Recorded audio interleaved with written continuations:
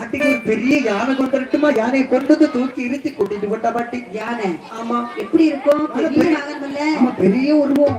யானை எப்படி நடக்கும்? அசைஞ்சி அசைஞ்சி நடக்கும் பாட்டி. அசைஞ்சி அசைஞ்சி நடக்கும்ல. ஆமா நான் அதுக்கு மேல இருந்தேன்னா என் உடம்பெல்லாம் அசைஞ்சு போயிருண்டா. அதனால யானை வேண்டாம் எனக்கு. பாட்டிக்கு இப்ப குதிரை கொண்டு வரட்டுமா? குதிரை எப்படி நடக்கும்?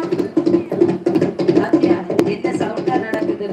நான் என்னத்துக்கு ஆகும் இப்படி நடந்தா? ஏன் பாட்டி? என் உடம்பெல்லாம் குலுங்கி இருக்குடா ஆகும்.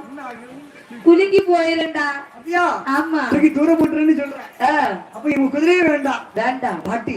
என்ன சுருக்கமா ஒண்ணு சொல்லட்டுமா? என்ன என்ன பல்லாக்கு? பல்லாக்குன்னா ஒரு 6 அடி 7 அடியில 2 கம்பு. கம்பு 7 அடியில நீளத்துக்கு 2 கம்பு. நீளத்துக்கு 2 அடியில ஒரு 7 கம்பு குறுக்க போட்டு கட்டணும். கெட்டி நீளத்துக்கு 7 போடணும். குறுக்க 2 அடி கம்பு போட்டு கெட்டி கெட்டி ஒரு பாய விரிச்சு ஒரு தலைவாணிய வச்சு ஒண்ணுத்துக்கு கடத்தி கடத்தி சைடுல 2 கம்ப போட்டு கெட்டி தூணியை போட்டு பொதிஞ்சு மேல கொஞ்சம் தென்னம்பூவு மாங்குளையில வச்சு வச்சு வருவான்.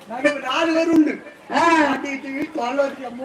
எங்க கொண்டு போறது? பாட்டி வீட்டுக்கு தூதுவா என்ன சுடுகாட்டு கொண்டு போறது? ஐயோ பாட்டி அப்படி நான் சொல்லுவேனா?